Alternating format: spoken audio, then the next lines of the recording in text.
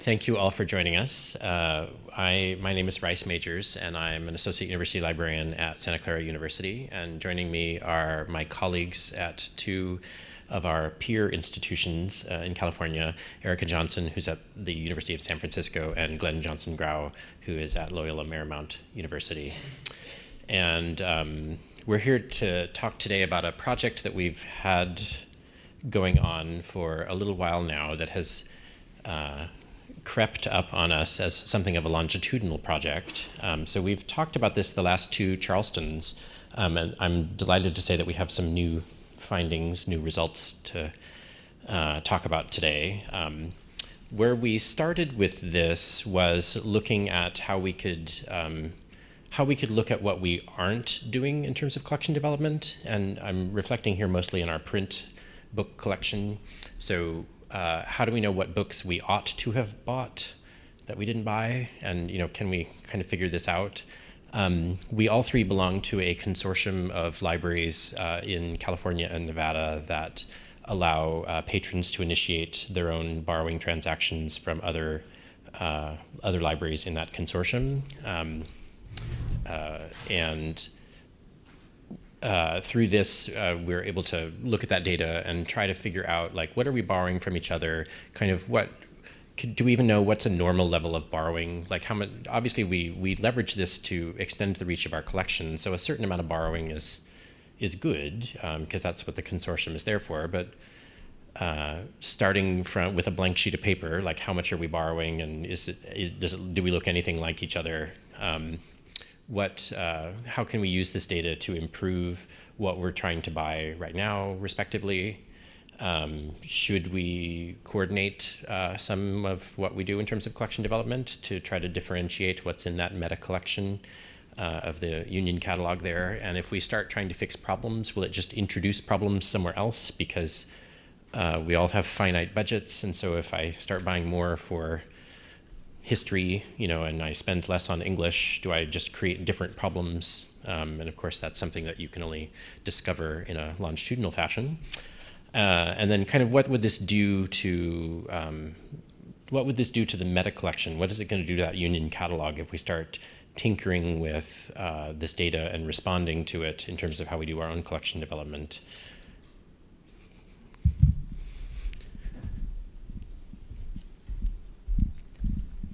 Thanks for dancing the slide. So Rice called us peer institutions. That's because we are very similar in terms of our size, our budgets, more or less, our programs. We're Jesuit, urban California libraries. And this really made it a good case for us to look at kind of comparing apples to apples. And he also started talking about this consortium that we're members of. Link Plus, or InReach, is a consortium of, well, when we started this, 65 libraries, both public and academic, throughout California. We've added in some from Nevada. Though it's a resource sharing consortium, we don't do any collaborative collection development. And because of the kinds of libraries in there, it's got a really very diverse collection. More on that in a minute. The reason we chose to look at Link Plus is because that's really where the bulk of our interlibrary loan returnables borrowing happens. Very little of it comes through Iliad because this is so easy for our users to discover. There's a link right in our catalog for users to go in and search and place holds. So that just really made the most sense for us to look at in terms of our borrowing. So what we decided to do for our methodology was to look at not only what are we buying, just to see, compare what we're investing in our various subject areas, whether or not those items have been circulating at all, and then the level of our Link Plus borrowing, right? So the idea is, are we buying the right things that our users actually want, and what aren't we getting that Link Plus is then supplying for us? And this kind of gives us an idea of overall whether we're meeting our users' needs. And we've been doing this for data from back to 2013. So like Ray said, it has become kind of a longitudinal project. In the first year, it was just Santa Clara and USF comparing our data, and I was thrilled as a relatively new collection manager at USF to find out that our collection was performing better than his. This was great news to me. I thought, my liaisons are doing the right things, we're buying the right stuff. We're not perfect. We have areas to improve upon, but Santa Clara was able to start addressing that right away. And in areas where they were buying the right things, but there was still a lot of borrowing, they needed to buy more of those things. If they were buying, for example, he gives religion up there, if they were buying a lot of titles that weren't circulating, and there's still a lot of borrowing happening in that subject area, they needed to make some changes in what they were buying. And in order to do this, one of the things we did was look at specific titles that were being borrowed repeatedly and to go ahead and choose those for purchase. And then just in general subject areas, also try to beef up our approval plans and just selection in those areas. But that wasn't really a big enough data set. So after this year, we decided to fold in LMU and see if their behavior was closer to Santa Clara's data or to ours.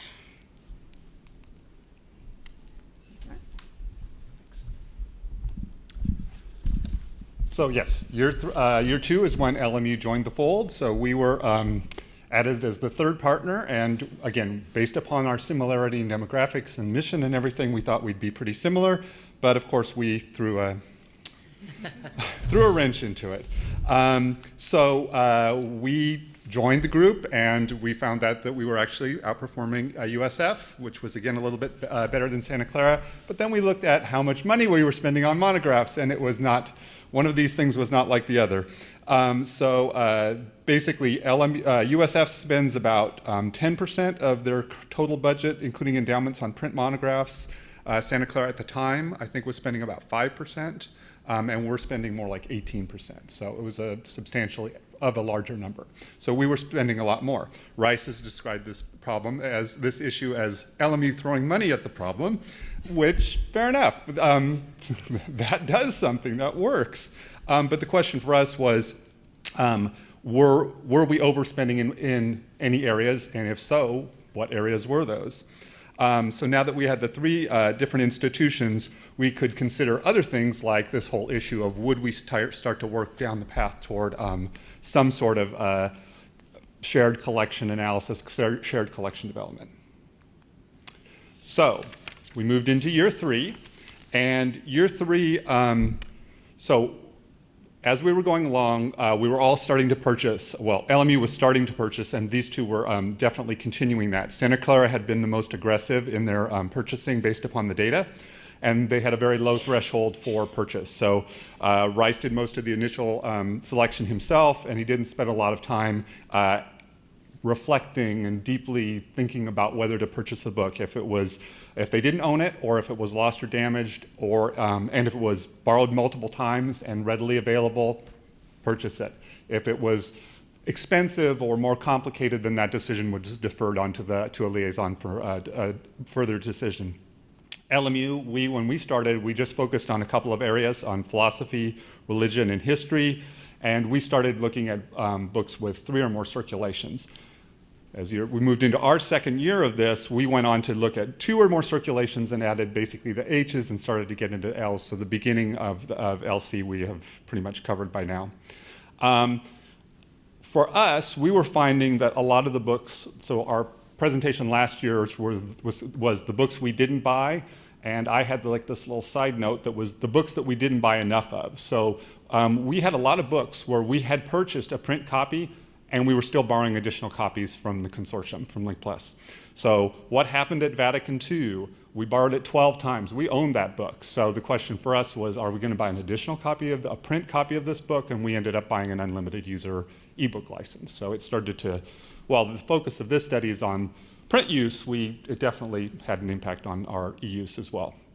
And it turned out that in religion, in BL through BX, 35% of the books that we were borrowing from Link Plus we already owned.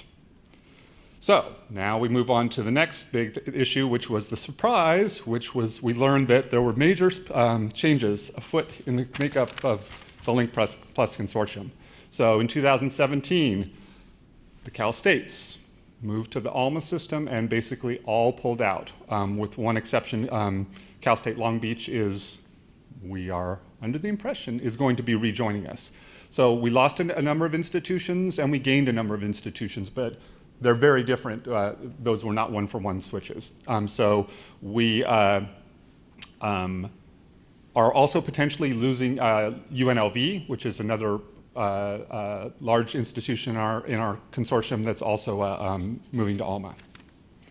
So you can see that we lost a lot of Cal States. We lost the Cal States and we added a lot of public libraries, some community colleges, and various other institutions, but it was a pretty big, substantial change. So we actually have a larger number. We've gone up to 68, but it's a different makeup of the group. We lost the 9 Cal State universities with a total of 1.9 million unique bibs. So originally we started in 2015, it was 7.1 million bibs, unique bibs, but then we pulled out all the e-resources, microformats, and other things that were not lendable. So we're starting with a kind of a base number collection of about 5.15 million unique records. The Claremont Colleges. The Claremont Colleges pulled out of the consortium in 2015, and that was about a loss of about 13.7% of the collection. So for our institutions, the unique holdings has changed pretty substantially. So as more institutions pulled out, our part of the collection that was unique increased. And so one of the questions that we have is, as we've changed the makeup of the consortium and we've been buying things, has that strengthened the resilience of the remaining consortium? So here's the number of unique holdings that we had, and again, the drop was because we pulled out those non-lendable items. And this definitely indicates that if you look down at the bottom, our unique holdings definitely increased as the membership of the consortium changed. Okay, one of the big issues for us is how do we know what we lost out of the consortium? So we know the number of unique bibs that we have, but we don't know how many of those never had, for example, when the Cal States were in, how many of those never had a Link Plus incident of lending a copy. The Cal States lent a lot of titles, but the load balancing algorithm that the Link Plus InReach software uses intentionally spreads the load, so we don't know how many of those titles could have been lent by another institution. So they might have been lent by Cal State, a Cal State institution, but possibly we held those titles. So the Cal States was a big loss of unique bibs, but I was wondering, is it that 70s show? Was that all like the number of titles from the 60s, 70s, and possibly 80s that the Cal States had that really were not the prime candidates for what we were borrowing? Most transactions in Link Plus for each of our institutions are unique, meaning that when we borrow something, we only ever borrow it once. For LMU, that's 52% of our books we only borrow one time, back to 2013. And in some areas, like in the N class for arts, 72% of our books we only ever borrowed one time from Link Plus. We also don't know we also know that undergrads don't necessarily go beyond Link Plus, so they may not go to Iliad. So it could be that if they don't see a title available in Link Plus, that's the end of their search and they just move on to something else. Thank you. So this is now starting to look at some of the impact of the purchasing that we've been doing. So Santa Clara's been purchasing things based on this data for 4 years now, and we're looking at sort of 2.5 years and 2 years respectively for my colleagues here. So this is showing the volume of borrowing that we were doing total per year on line graphs. And so the green egregious graph there, the green line, is Santa Clara. So you can see we peaked there where we built a new library building and all of our materials were in storage for a year, and our patrons leveraged Link Plus a lot more during that year. it was probably easier to get things through Link Plus than out of our own collection that year. Totally makes sense. So also around that time, we had UC Santa Cruz join Link Plus for a hot 10 months before they were like, whoa, this is a lot of lending. And they pulled out. Are they in the room? We're just laughing at them then. But you can see over time, Santa Clara, as we've made some changes to our collection. So we introduced a DDA program relatively late in the game for a library, I would say. And of course, flooding your catalog with tens of thousands of ebooks that are available and they're just clickable really solves a lot of undergraduate needs in a different way than getting these returnables through Link Plus. So you can see that that's causing a decrease here, as well as the purchasing that we've done. And we're now nestled among our fraternal triplets here, where our user behavior is looking a lot more like theirs, which again, like starting from a blank sheet of paper, maybe we're all abnormal together here, but at least we're together, which makes me feel a whole lot better about like what we're doing in terms of collection development. And this didn't take that long. Paying attention to this data and changing things didn't take that long. This next slide, we're going to sit on this for a little while until you understand it. That's not a threat. So I've got here going across these first set of bars is religion, BL through BX. Then I have the social sciences, those parts of the H schedule that are not the business school. This is the N schedule, so everything supporting art and art history. And then this is our entire collection. The bars here represent how the total number of transactions, local and through Link Plus, what percentage of those were local? So how much of your user need were you able to satisfy with your local collection? So and going across, so the first two bars here for religion represent Santa Clara last year and Santa Clara this year. And we jumped from a quarter of the transactions were local to almost a third in a year, simply by having been collecting like this for 4 years and looking at this data. And then the next two bars and the next two bars represent USF and LMU. It's actually LMU and then sorry, this is LMU, the next two bars. They've got just a slight decrease, as does USF here. And you can see across, let me walk through a couple things, then I'll do your question. So social sciences, we jumped again from 22% to 28% in 1 year. Arts, we went from 15% to 27%. And the end schedule is where we were the worst. So looking at this data, looking at several years of this data, what we bought did not circulate, and then our users went to Link Plus and borrowed a lot of material.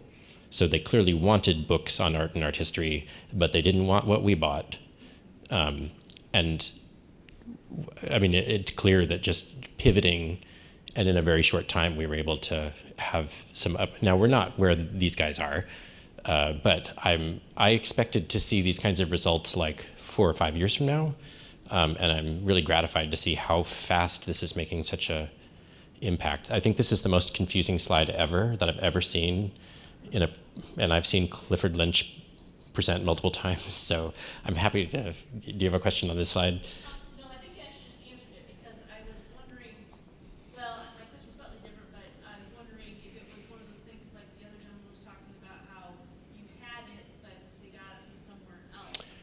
Yeah, it's a good question. So the question is like, what role does it play here that we might have owned something, but it was checked out, and we had to get it from Link Plus? And we kind of have that data kind of at a big picture level, that there is a lot of material that we borrow that we do own a copy of, and some of that's pleasure reading, but some of that is course materials, and some of it is just this book is hot right now, and you just can't own enough copies.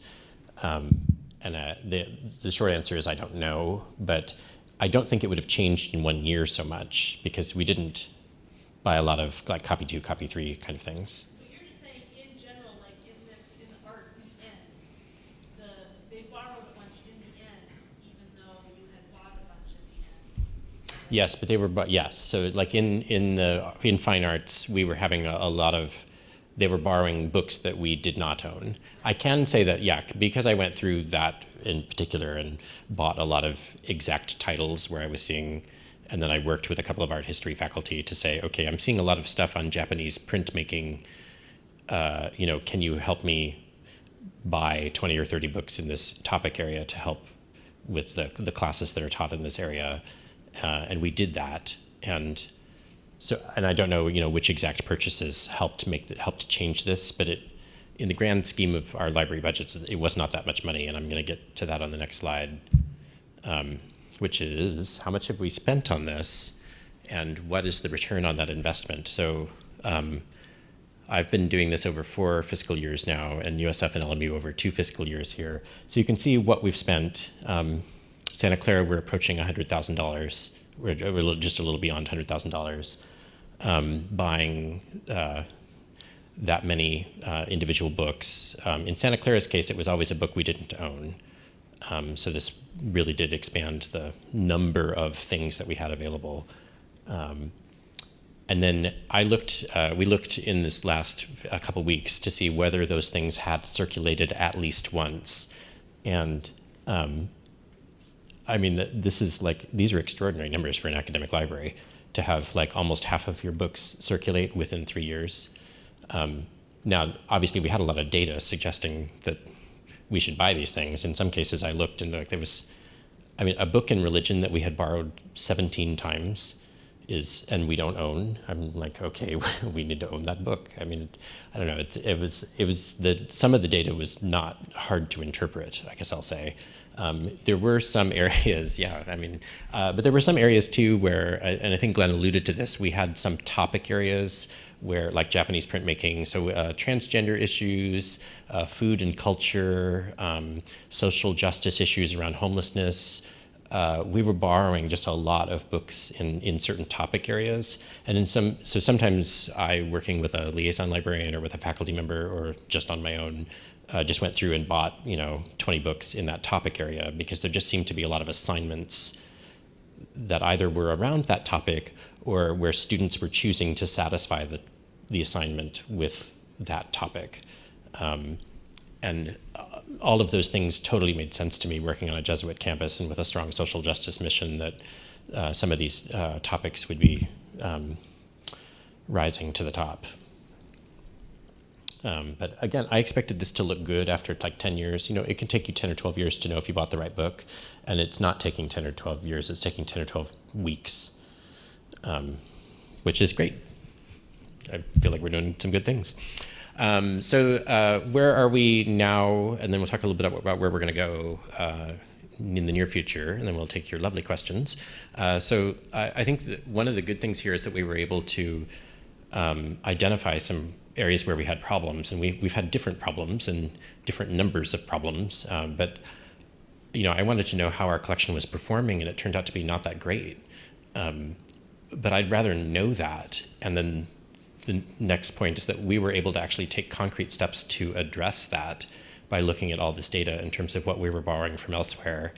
And you can't solve every problem in 1 year, but I was like, well, we have to start somewhere, and we'll start with the most egregious problems where we've borrowed the same book 17 times and buy a copy of that, because it turns out that's a lovely book. Our numbers got a lot better, so that ratio of satisfaction, where how much of the total need is satisfied by your local collection versus patrons having to go elsewhere, really improved very quickly, which is great to know that there are concrete things that then actually doing those concrete things did actually make things better for your patrons. And similarly, our Link Plus borrowing has dropped to what at least appears to be a normal level. I don't know. How about if I say an average level? It's like the mode. We're down there. We're not 5 standard deviations away from the mode at this point, or the mean, which I feel more comfortable being within 1 standard deviation. In terms of where we might go, so all this transactional data, we get in an Excel spreadsheet, you get 1 line for every transaction. So you get the title and the ISBN and blah, blah, blah, and call number. And then one of the columns actually shows where you borrowed it from. So we don't have the patron information, so we don't know who did it. But we do know in aggregate that 58% of the transactions are undergraduates, so we feel comfortable using it. But it does show the lending agency, and I'll say that I was already kind of favoring buying things that I saw we had borrowed from the Claremont Colleges because they had pulled out 2.5 years ago, and so a lot of that material and their collection is got some distinct areas in it that are not otherwise represented in Link Plus, and so I was already kind of favoring some of that stuff a little bit. Like if I saw 2 transactions and they were both from Claremont versus, I might want 3 transactions if it was, other whatever, public libraries or something. So it is something where we could start considering like, okay, well, we borrowed this from CSU Stanislaus and now they're not in the consortium, and do we want to look at whether that's still available in the consortium? Because at this point the consortium makeup has changed and that the composition of the union catalog has changed. We have talked about looking at some targeted call number areas, and we've talked about maybe differentiating some of our approval plans so that maybe some things, there's some common themes among our campuses in terms of social justice and in terms of some of the community engagement and, creating citizens for a global blah, blah, blah.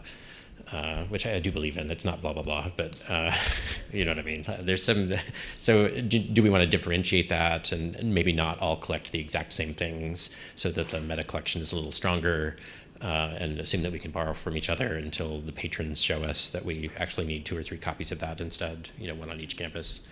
I also think Link Plus has been a little, we've kind of outsourced maybe some of their membership recruitment to Innovative Interfaces, who makes the union catalog software. So Innovative gets a little, they get a nickel if somebody joins an InReach system because they charge them for the software, right? So Innovative is, there's some behavioral economics there where Innovative is incentivized to recruit additional members, but it doesn't really matter to them who they recruit.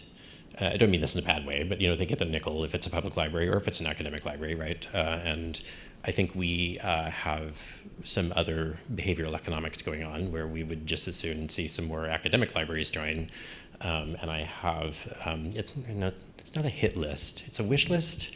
What's the right turn of phrase? Anyway, I think that there are things that we as customers and as members can do to help other libraries understand the value that they would get out of this, not just in terms of being able to borrow and the Good Samaritan thing of getting to lend, but then you get all this data, and you get all this inferential data about what your patrons chose to use that you didn't own, and it can really inform your collection development. So I think the analytics are also worth a lot, especially given how easy it is for patrons to initiate transactions such that we have so many 18-year-olds using interlibrary loan, which they do not find and they do not use Iliad. I mean, it's just too many burdens.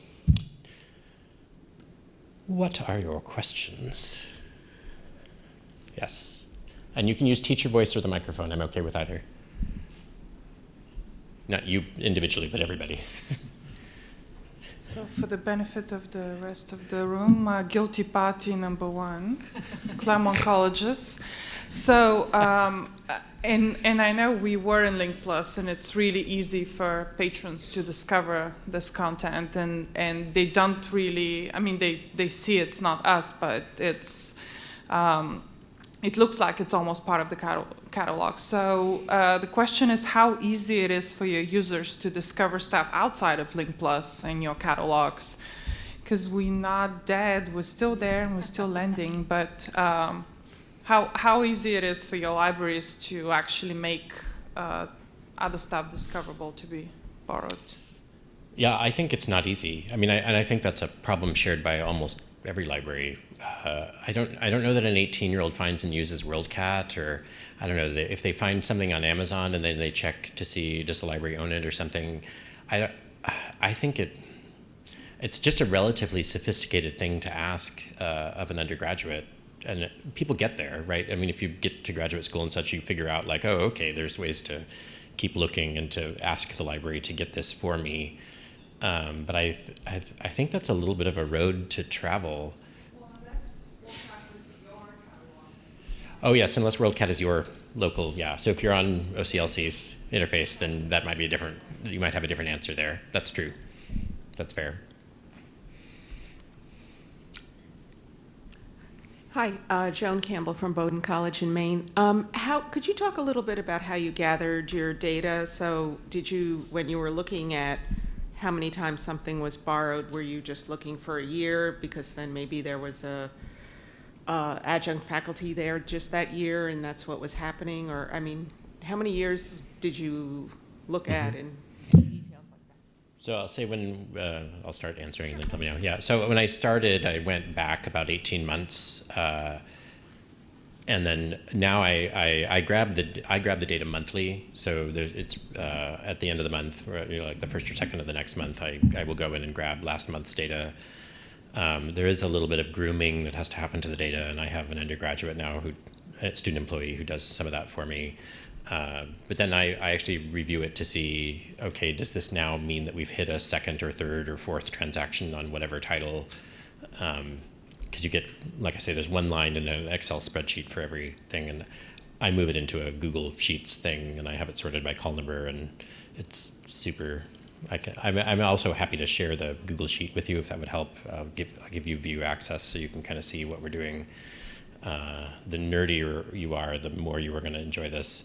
But there's some labor involved, I will say. This is not like, and it's just like automated. And I've actually talked to Innovative about, like, there's some things that they could do to make this easier, to make it a little more actionable. If we set parameters, couldn't they automate parts of this? So yes, I would say we have maybe used slightly different philosophies in how we interpret this data, and part of that is budget, I think, and part of that is how we, Santa Clara just seemed to have bigger problems with our collection than either of you. So if I saw that something was circulating every October, or we were borrowing it every October, which in some cases you could, as soon as you look at the data, you're like, yep, we borrow this every October. And in fact, we borrow 3 copies every October. So something happens every October. And yes, at some point that faculty member will take a sabbatical, and it won't happen that October, but it'll probably happen the following October. So let's just buy a copy. And I'll say, when I first started playing with the data, I was like, okay, what does this data mean, blah, blah, blah. But then I got to a point where I'm trying to spend like maybe 20 seconds making a decision. It's like, okay, there are a lot of transactions, or we've hit a threshold, we have a 4th transaction. I search Gobi. It does not cost thousands of dollars. It's in print, it's under $200, purchase it. And going back to that ROI thing, I'm like, we buy books on much less data. A faculty member has a hunch, or they had a dream at night and they email you and say, please buy this book, and we buy it, and we don't have any data. If a faculty member only asks you to buy 1 book in a year, you buy that book, and we have no reasonable assumption that that book will ever circulate. This is like a dirty secrets of librarians, right? And in this case, it's like we have pretty good data that will circulate, and I'm sure in some cases it's wrong. Like, that is done. Whatever, the faculty member retired at the exact moment that I ordered the book. But it's still, our odds are so much better that yeah. Now, if it's thousands of dollars, or if it's out of print or whatever, then I color it a different color, and I kick it to the subject librarian. And so I say, well, you may choose to buy this, and there's data, but you're going to have to interpret that data. Hello. Hello. Hello. Not designed for short people. So I'm very interested to see if you guys have had any knock-ons to other collection management issues. For example, weeding. Has this data shown you anything like, why do we have so many books in this topic? And not that other people are borrowing it a lot, but you just sort of look at your own collection and say, well, maybe we should take a look at it. Has that happened yet, or is it too soon? Thanks.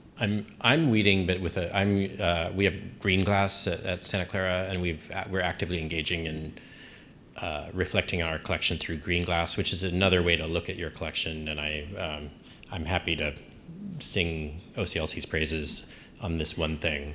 I have many quibbles with OCLC, but Green Glass is a fantastic product, and it really gives you a nice picture of how your collection is performing and where you might weed and where you might look at it for candidates that ought to be in special collections and all kinds of stuff. It's a great, great tool. I'll say one of the things that we are looking forward to doing, and I'm trying to figure out how to get some of the subject librarians to do this, because not everybody's super comfortable with like looking at a lot of data at the same time. That's not maybe why we hired them, frankly. You know, maybe they're great at other parts of their job. But just to be able to look at their area, the same call number range through Green Glass, which will show you what's underperforming or what's performing well, and to be able to look at the same call number range through this lens of Link Plus to see like what is the unmet need. And so to take that art history example, like I was looking at the N schedule, which is like, you know, ginormous. It's all kinds of things, right? And you know, but at some point I would like that librarian to look at, you know, Japanese printmaking and look at what is Green Glass showing you? What is the Link Plus data showing you? And how, you know, how does that change what you want to do in the future? I don't really have that, like how she would do that worked out yet. And I'm also I am the subject librarian for one academic department on campus, so I'm planning to kind of try to figure it out for myself and then see if I can get anybody else to understand what's going on in my brain. But yeah, stay tuned. Yep, thank you. In answer to your question about, really our weeding project is a totally different thing. It's very separate. Since we're basically starting at the oldest stuff, and for the most part, this is much more recent material. But a related topic, and it's related to the previous question too, is you do find these gaps in your collection. I mean, our budget has been strong for 15 years. It was not strong before that, and it has increased. It's gotten better over time. So I find lots of things where I'm like, why, you know, I know why. We didn't have the money, or we had a much smaller purchasing power back in the, you know, the 90s, and I'm coming across these books that we're borrowing a lot from Link Plus. We've never owned it. It's still in print. It's still in print from Gobi. That means that a 15, 20-year-old book that's still in print, there's still a market for that, or it's been sitting on shelf at Gobi for a long time. But a lot of these books, there's still a market for. These are probably classic titles that we just missed the first time around, and let's get it. And we kind of maybe glossed past this, but I think that the other thing that came up sometimes is that there was a call number range where I wasn't sure what to buy, but we had it as don't send slips for Gobi, which maybe is fine if it's something on the, but we started with the same settings for the print that cascaded over into our DDA program. So if we weren't getting slips, we weren't getting DDA records, because it'd be like, well, we don't teach that on this campus, so we don't want that out in front of the, and so in some cases I actually I actually said, we'll let DDA records flow while we figure out whether we should be buying some print stuff. So there were some changes along those lines too, because it's like, okay, we definitely have borrowed some books in this call number range that we've said don't send us slips for. So maybe DDA records are okay, and that doesn't, I don't want to pretend that that solves the whole problem, because not everything's available in E, and not everything's available through DDA, but at least it's a Band-Aid anyway.